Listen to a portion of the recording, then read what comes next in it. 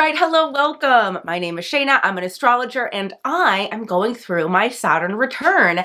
And seeing that I'm an astrologer and I'm going through my Saturn return, I feel it is imperative and might be really interesting to document some of it or talk about some of it, so that's what I'm going to do on this channel. This is a part of my Saturn series, which I'll link all the videos up in the cards right now, which if you didn't know, Saturn just moved into Aries, and I was born with Saturn in Aries at 1 degree, so that's why it's my Saturn return. And I made a whole video about everything you need to know about Saturn in Aries, as well as a video about Saturn transits through the 12 houses if you want to know how Saturn in Aries affects you currently. And then last week I posted a little Saturn inspired pick a card reading. Okay, so lots of free content about this new Saturn transit, and we are going to round out this series with me talking about my Saturn return. So even though this is the last Saturn in Aries video, this is the first of my Saturn return videos. I'm not sure how many I'm going to do. I know I'm going to at least do one more, but I don't want to promise how many I'll do. But I am one of those people where I have 3 Saturn return charts this time around. It's going to pass over my Saturn retrograde and then pass over again. So today I want to talk about the first chart of my Saturn return and see kind of how it's come up so far. Because I feel like we rarely see somebody try to interpret their Saturn return chart, and I figured in another video I would try to update you on how I think it actually translated, if that makes sense. So technically my exact Saturn return is happening at the end of this month, if I'm not mistaken, my first one. Before I get any further into the video though, let me get some advertising out of the way. So I sell birth chart readings on my website, shainaemily.com. Now, if you want me to do a Saturn return reading for you, I offer transit progress chart readings, and I also offer solar return readings. And honestly, in both of those, I would be happy to look at your Saturn return chart if yours is coming up or you're currently going through it. However, I do not want to offer Saturn return specific readings until after I have completely gone through at least one of mine and the dust has settled, in case you guys are curious. But that doesn't mean that I can't interpret a chart, you know? I also have an astrology TikTok that I post on super frequently. It's at shaina.emily, and I also have a backup account at shaina.emilybackup. I also go live on my main account every Thursday at 5:30 p.m. Pacific time. But yes, let's get into the video. So obviously this video is going to be a lot more personal than the rest of them.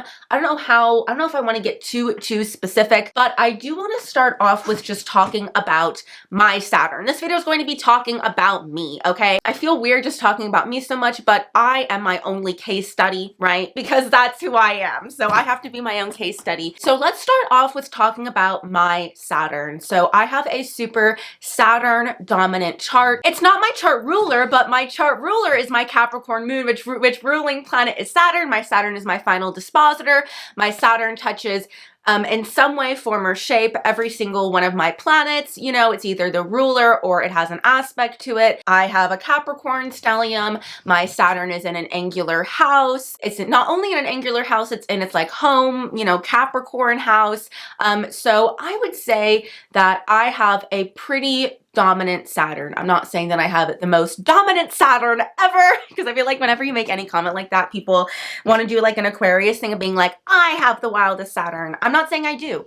I'm just saying I'm definitely somebody who I would expect my Saturn return to affect me greatly, right? Like maybe if you have a conjunction to, you know, Venus and a sextile to Neptune with your Saturn, and it's in like a cadent house, it's probably not going to be as strong, but I presume mine's going to be extremely strong, especially because the Neptune and Saturn conjunction is happening on top of it. But yes, so just for background information, let's quickly go over my Saturn. So my Saturn is in Aries at 1 degrees 47 minutes in the 10th house. It is exactly conjunct, pretty much it's only 6 minutes off my south node. Okay, so this is a very karmic point for me. It is opposite my Saturn, and the degree is only 5 minutes different. It's square my Mercury, square my Venus. It's a part of a T-square with that, but then it is also sextile my Uranus, trine my Pluto, sextile my Neptune, and sextile my Jupiter. So the only planet it doesn't touch is my sun and my moon. Well, it technically has a quintile So I guess it does, but I guess it only doesn't touch my moon, but it's, you know, Saturn rules my moon. So I'm going to kind of do a little bit of a prediction. I'm going to talk about what I predict the main themes of my Saturn return are going to be. I am not somebody that is going to predict exactly what happens, but I do predict themes, and maybe I can predict how I might feel about it, right? But I'm not going to predict specific events because Neptune's on top of Saturn right now, let's be real. But I do want to try to get through this quickly because I want to spend most of my time at the chart. So let's talk about the themes that I expect to come up with my Saturn return. So obviously, as with anybody, it's Saturn return. So definitely my father is coming up, and my father actually has already came up. Many of you guys know this. I haven't been in contact with him for 2 years, over 2 years now, 2.5 years now. I wound up calling him last March, I think it was, if I'm not mistaken. Yes, and I found out that he got married without telling me. And so that's been the big thing that I think has kicked off my Saturn return, and just trying to move on past that, right? My Saturn is in Aries in my 10th house, so I predict it will be themes of kind of having to be my own father figure or disciplinarian figure and take that role on for myself is my thought. And it makes sense that Neptune is coming in because there's a disillusion of that role that was once very strong in my life in my childhood. My dad was very, very, very present in my childhood. Okay, next up, now just in general, not only is Saturn return the father, but I just see it as the disciplinarian figures that you had growing up. So also themes of my mother, I believe, are coming up. But I think specifically with it being in Aries in the 10th house, it's about, I've been trying to, because my mother passed, now it's going to be the 5-year mark in about a month. And so I've been trying to have a new relationship with it. Basically one that I feel like, how do I put this? I want a new relationship because I felt like it really took up my 20s because you know, my mom got cancer when I was 21. I'm 28 now. I should have said that. I'm 28, by the way. I really feel like with my Saturn return, I've wanted to be like, okay, my mom can be in my life, but I don't want her passing to be my whole life and to hold me back. And I need to have a new, more positive relationship with this experience. And I need to build a new relationship with the idea of, you know, her not being there in my life for most of my life and what that looks like to me, what I look like to me through that. Does that make sense? So it makes sense Neptune is coming in already. That's my prediction, or that's what the themes that I've been feeling for that. Now, okay, so that's just your basic Saturn, right?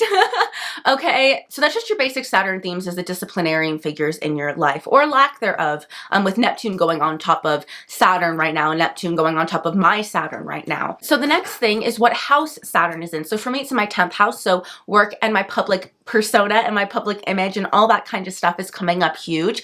Obviously, I've been doing a lot of stuff online and I've been spending all my time at it, and basically, you know, trying to make something for my life, setting big goals, trying to envision what I want for my future and what I'm doing this for. And kind of going into that is growing up, right? I think that comes in especially with Saturn in the 10th house, growing up, and where I want to go, what I want to do with my life, what I envision for in the grand scheme of things, and trying to get more specific about that. Also, I've noticed that since Saturn has gone into Aries, I have been feeling like I've been wanting to demand more.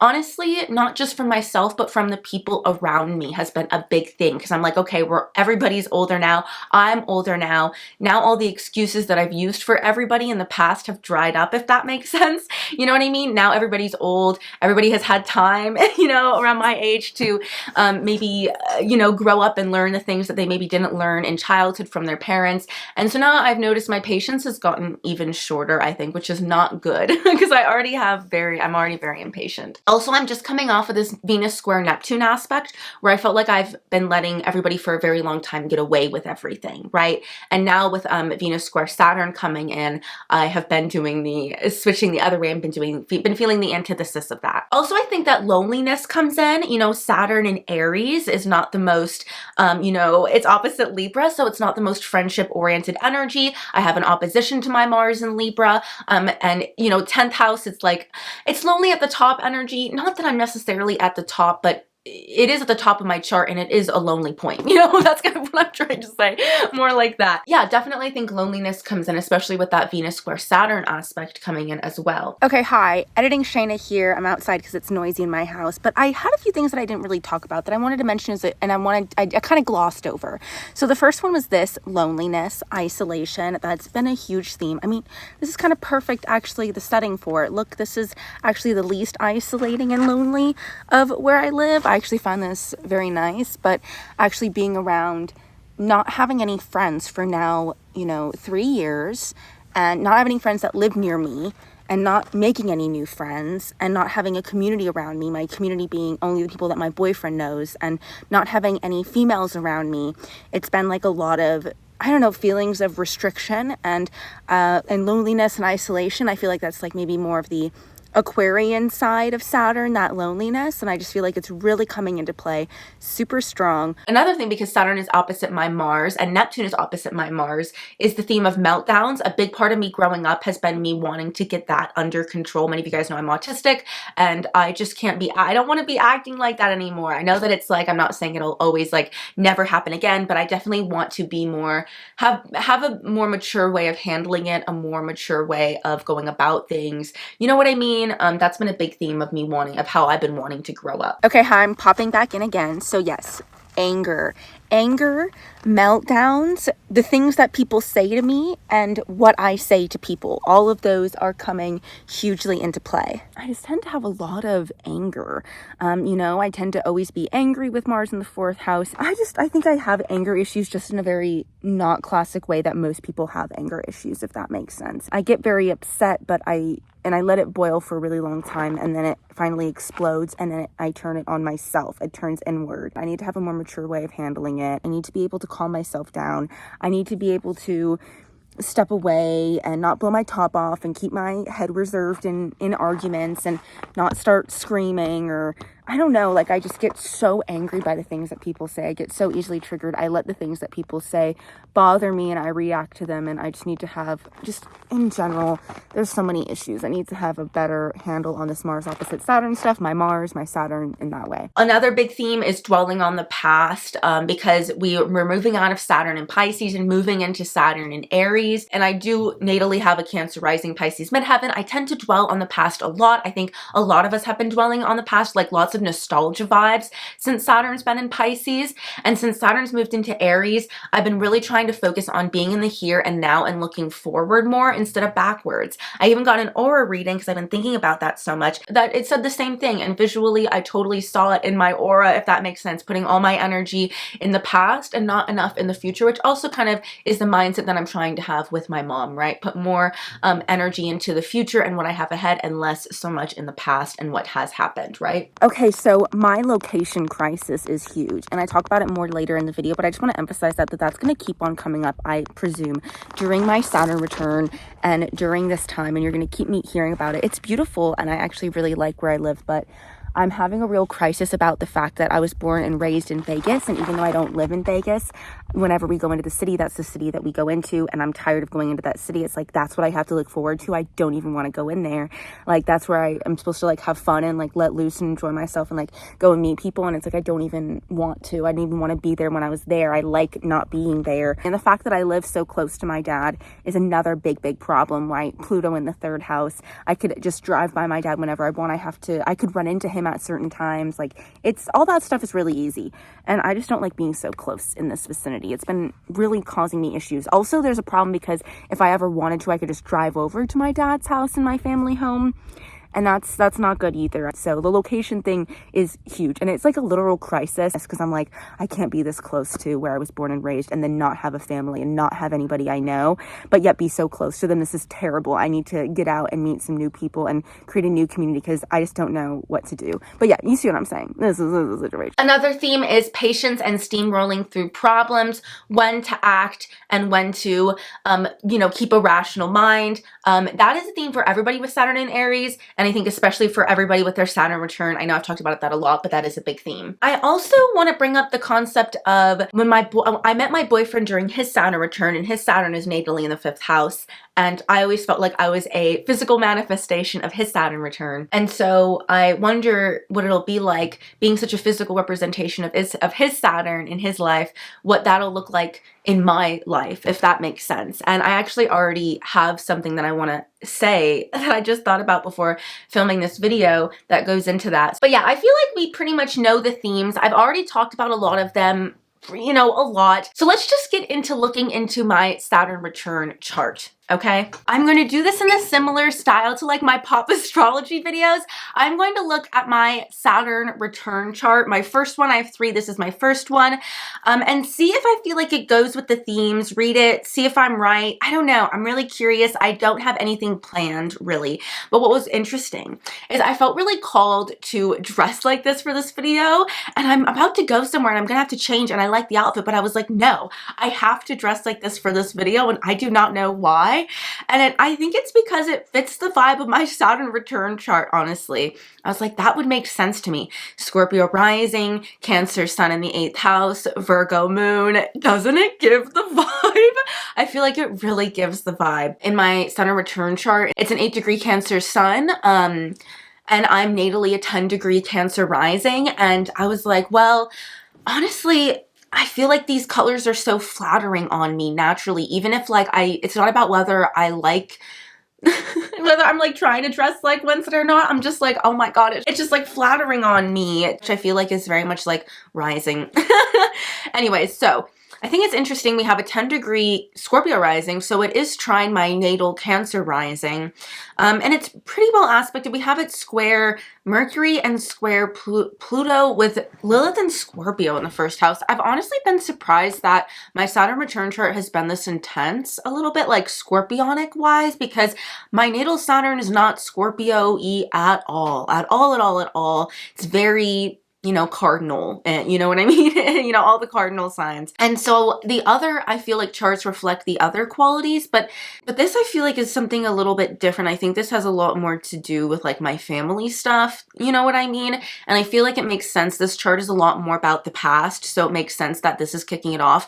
I just know my other charts, I know one of them has like all Leo Gemini energy, so I just feel like this maybe one is about settling things in the past before moving on, which I think would make sense. In my progress chart, I just had Lilith move into my 1st house, which is the first time it's ever moved houses in my progress chart. It's always just been in my 2nd house. And it's interesting that it's showing up in the Saturn return chart because I am being a lot more selfish, demanding, because I feel like I deserve to be, honestly. And I've been like, you know what, screw it. Everybody's called me selfish my whole life. I'm going to start acting like it. That's how I've been feeling. And especially since, you know, Lilith has entered my 1st house, it's been like, okay, now I get to. It's been like making me feel like validated in it, whether that's true or not. I don't know. Very Lilith, right? But yeah, okay, sun trine, moon sextile. Okay, so that makes sense. I mean, I feel like from just an aesthetic purpose, I feel pretty comfortable with the way that I look. But I do feel like people do underestimate my intellect, and I do feel like always a little controlled, a little unsafe. You know what? I have been feeling more unsafe. That has been a theme.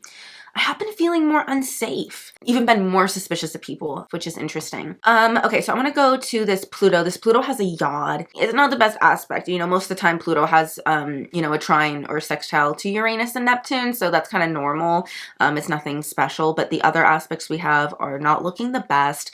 I just feel like this has a lot to do with the fact that a part of me really likes where I live, but I don't like the people that I think I live around. I wish, like, I like the environment, but I don't really like the people, and that is something that I've been struggling with, so I think that's showing up here. And again, the unsafe thing, unsafe walking around the neighborhood just in general, you know, going places, anything along those lines, being more cautious about when I'm wearing Pluto square ascendant even.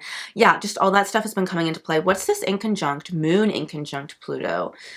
Okay, that makes sense. I feel like that probably has to do more with like my mom stuff, honestly, and like me trying to grapple with how to deal with that emotionally on a day-to-day basis, and trying something different but not really sure if that's working.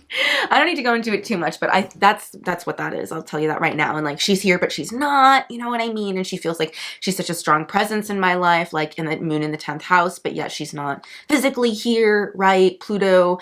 Anyways, you know, Cancer energy in the 8th house, even it's in conjunct, is that my sun? No, it's in conjunct Jupiter. I feel like, yeah, I feel like it's because there's this thing of like, I feel like I could kind of go wherever I wanted, but I don't know where that is. And I also have a partner. And I feel like that's what that's saying, right? Like Jupiter and Cancer in the 8th house is very expansive. But then that Pluto in the 3rd house is a little bit more stuck kind of thing. But it's not all bad. Like there are still some nice aspects here, which makes sense because I do like the surroundings of where I live. Like the vibe of it, like I like, you know what I mean? But I just wish that there was more of like an astrology community and things, or like people that I knew, you know what I mean? Nothing in the 4th house, which is surprising to me. That's definitely really, I'm surprised that I got away with not having Mars in the 4th house. I'm sure it's going to be in like another one of my charts somewhere, because that thing just, that loves to follow me around. I'm surprised I have Mars in the 10th house, honestly. That's nice and refreshing for me. Honestly, maybe I'm being a little bit more assertive, which is probably true, and less like mopey about things, which is good for me. My Mars is not very nice natally. Okay, but it's interesting that there's nothing in the 4th house, really. Maybe because I don't really have a family. It probably just resonates like that. My family's like my dog family, Aquarius. You know what I mean? Like the stuff on my back. Probably stuff, something like that. I'll probably have 4th house stuff a lot in other charts. I can't remember, honestly. Okay, then we have 5th house. Lots of 5th house stuff, which makes sense. I'm doing lots of creating on the daily. I'm creating right now. I'm literally talking about this chart right now. Oh, you know what I also wanted to say is that I have the majority of my planets in the Saturn return chart falling in my 2nd and 3rd house. And actually they're my Mercury's kind of close to my part of fortune, which is really, really nice. So I feel like that's like making money through my intellect, making money through my mind and the things that I think and my knowledge, which is like one of the nicest things to see, actually, which is true because I've been really enjoying that. Concentration of 2nd and 3rd house energy. Yeah, lots of studying. I have been going into Vegas more. I have been trying to put myself out there more. I have been trying really hard to like have friends and stuff. So that makes sense. And I've been trying to save more, but I do have a spending problem, which makes sense because Venus falls into the 2nd house.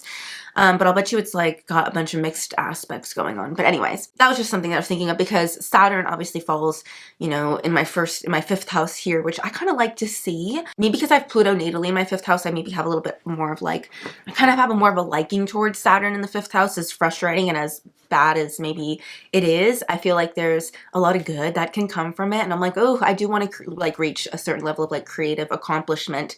It makes sense that it's Sun square Saturn.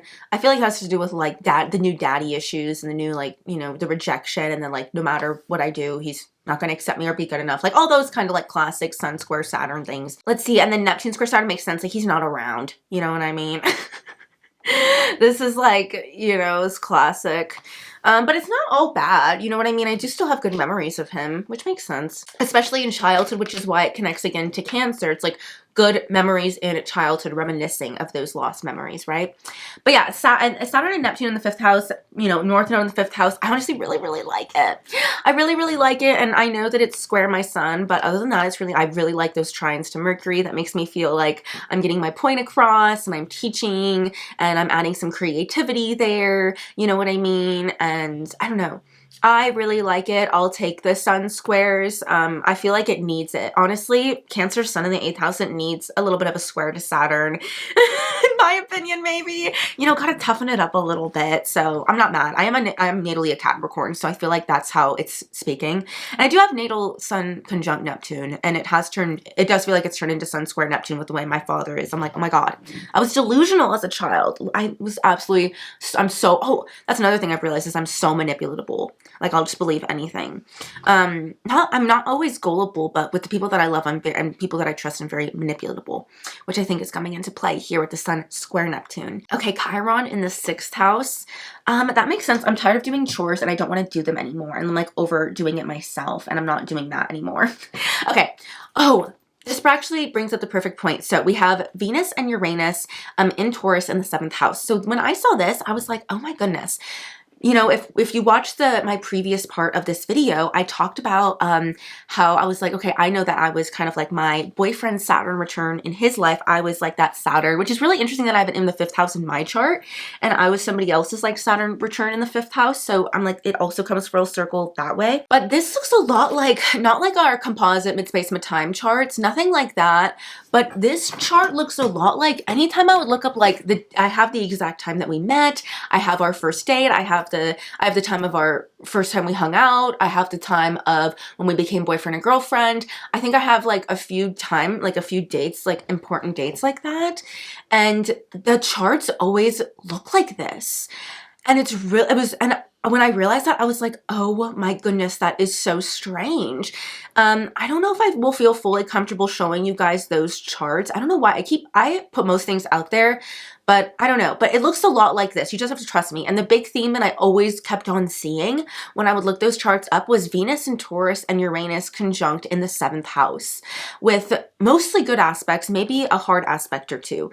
And that is how it's showing up here. Venus and Taurus in the 7th house makes sense. We have, you know, found our comfort in this relationship, definitely. But I do think with that Venus conjunct Uranus and that Venus square midheaven, I feel like I have just been feeling very like unpredictable and flighty recently. But I've also been feeling like really open and really excited as well. And I feel like our relationship is going through a lot of really positive changes because of that feeling, if I'm being honest with you. Like, I feel like it's forcing progress in our relationship, which I think is good. However, we do have that moon square Uranus, which makes sense. I kind of have been acting crazy recently. And that's kind of like, honestly, the crazy girl aspect, you know, when you're kind of like, kind of crazy. I've been acting like that, and I've never acted like that before. Moon square Uranus is not something that shows up in my life, in my energies at all, in my relationships, and the people that I attract. It's not really one of those aspects that shows up for me. And it makes sense because it's been feeling like so out of left field. And so it really does make a lot of sense that we have that moon square Uranus aspect. I know it's even like a loose orb because it doesn't feel like it's taking over my life or anything. It makes sense it's a loose orb. I feel like I have control and awareness of it, but it's been really funny. I've been very unpredictable to myself, and I'm normally not like that. Normally I might be unpredictable to people around me, but I am very predictable to myself, like very, very much so. Let me see. Mercury, lots of good Mercury stuff. Is there good Mercury aspects? Mercury trine, Neptune, Saturn, Uranus. I honestly love to see that for myself. Those are really nice, don't we think? I think so. Anyways, let's talk about my 8th house energy. So yeah, I saw 8th house energy and I was like, ugh. And then, you know, I found out about my dad's marriage stuff and I was like, oh, it makes sense that it's very Lana Del Rey. Oh God, is this chart kind of giving Lana Del Rey too? That's not good. Is it? Oh, that's a self roast. That is such a self roast. I like to see that Jupiter in Cancer in the 8th house, though. This makes me feel like I am sweet. This makes me feel like I'm, oh my God, so soppy, though. Yeah, I have been, I think, more chaotically emotional, but it makes sense I don't have an emotional moon. It makes sense, though, but oh my God, yeah. And yeah, there's been more of like a sensitivity. I've been feeling more like a Pisces, honestly, out of nowhere. Sun conjunct Jupiter, maybe that's why. That makes sense. I'm a fun gal. No, just kidding. Yeah, Sun sextile Mars, that feels valid. I feel very comfortable with myself, and I feel like Sun sextile Moon shows that too. I mean, like, even with all the chaotic stuff, I do feel like I'm like, oh, I'm okay. I feel like I'm okay. I really do. And I feel like I do like myself, and I do feel like there's a certain amount of me being aligned with things, which is nice. You know what I mean? It's a little unexpected, right? The 8th house energy, all this astrology stuff. But I feel like it still works out. I like it, you know? And I do feel like I bring a very like earth signy tinge to it. But I mean, maybe I have a better relationship with this energy now after talking about it. I really just don't like 8th house sun energy. I haven't been feeling depressed. Maybe it's because it's conjunct Jupiter. I haven't been feeling suicidal. I haven't been feeling depressed. I've actually been feeling more like Mercury in the 9th house in Leo, like really like optimistic and like more glass half full than normal. Blindly, stupidly, Mercury in Leo, dumb, happy, positive. Even if everything's bad, I feel like it'll be okay. You know, and I feel like that's very like Mercury in the 9th house. But opposite Pluto, things have been pretty chaotic, honestly. There's been a lot of extreme things that have happened, and I really am kind of like on my own, but I feel like I've got it. But I really hope I've probably been acting like an 8th house sun, but That's sad. That sucks. I do think the conjunction to Jupiter and the sextile to Virgo energy, I do think it helps me bring it out, square to Saturn, get me out of it. Sun square Neptune doesn't help though. I haven't been getting much sleep. I wonder if that comes into it. I've been just wanting to stay up all night. I've been back on my like night owl thing. That's been like a big theme, but I still will wake up at 8. That's the thing. And I'm like, okay, that's fine. That's why I've been drinking so much coffee, if you've been wondering. Mercury and Leo in the 9th house. That makes sense. I do feel like there's a little bit of like echo chambery vibes with the Mercury and Leo coming into play. I'll try to like talk to my boyfriend about astrology stuff, but he doesn't know, obviously. So I'm just like, okay, I'm just kind of talking to myself. Like it's giving echo chamber. You know what I mean? That makes sense. Opposite 3rd house split. That's why I've been trying to like get out more, you know, go to more like local, like, you know, occulty things in town and try to like be more active in it, you know, but I've been really shy, which makes sense. That Cancer sun in the 8th house. I've been nervous to approach people and stuff, you know, Scorpio rising and stuff, but I have been trying. And I've been trying to be more like independent in that way. And then we have Leo midheaven. I keep on seeing a lot of squares to like, okay, in my progress chart, I have a lot of squares to my progressed Aries midheaven.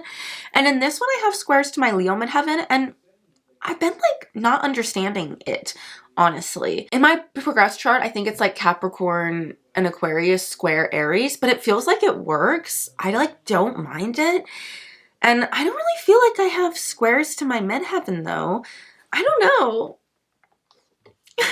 I have Virgo moon in the 10th house, Virgo Mars in the 10th house. This is quite the busybody.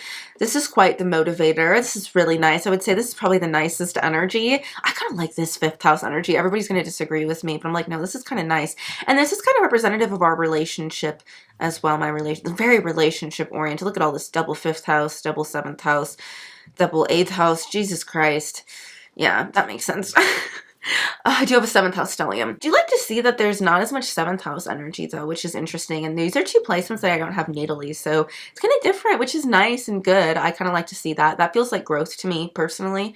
But yeah, anyway. So, I mean, I really like these energies. I want to savor these energies. Moon conjunct Mars. Oof. I love moon conjunct Mars. I love it on so many levels.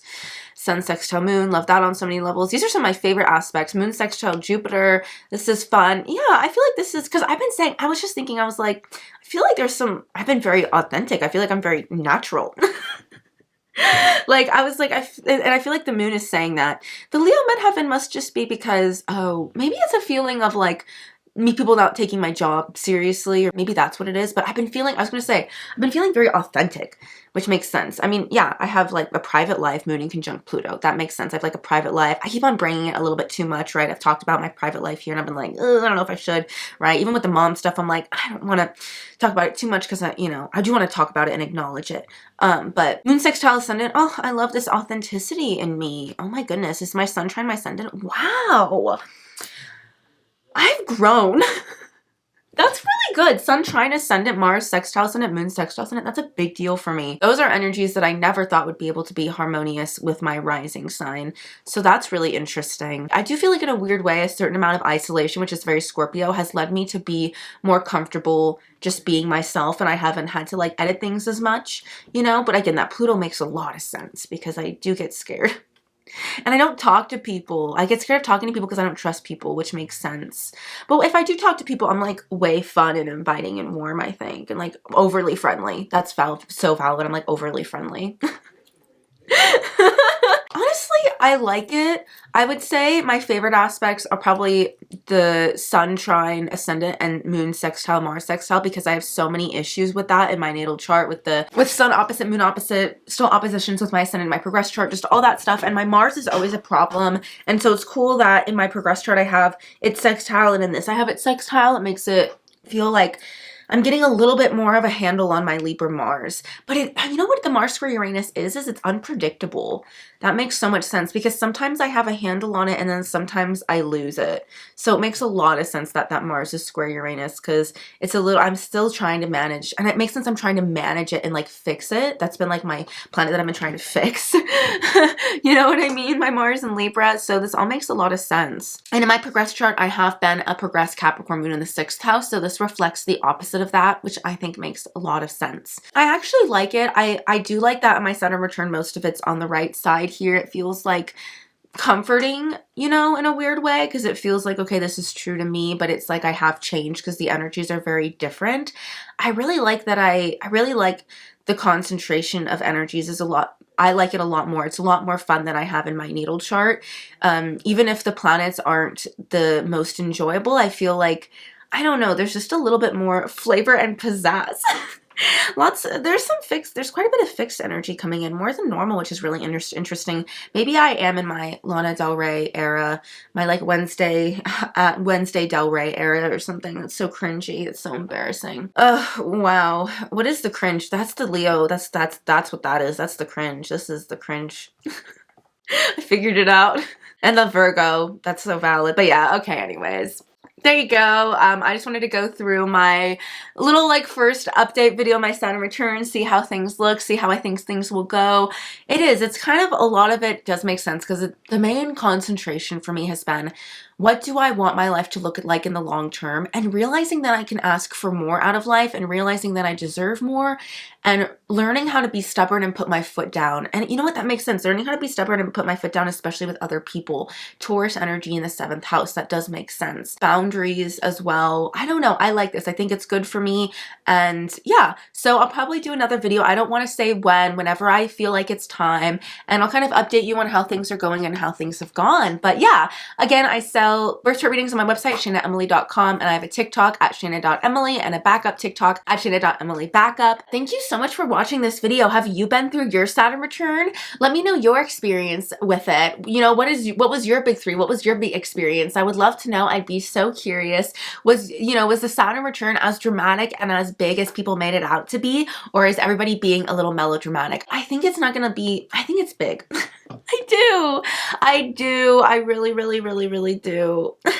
And also, I'm thinking about doing more pop astrology videos. So if you have anybody that you'd like me to talk about, leave them down below. If you see anybody that anybody's requested that you'd be interested in, definitely thumbs it up. But yeah, thank you so much for watching. All right, bye.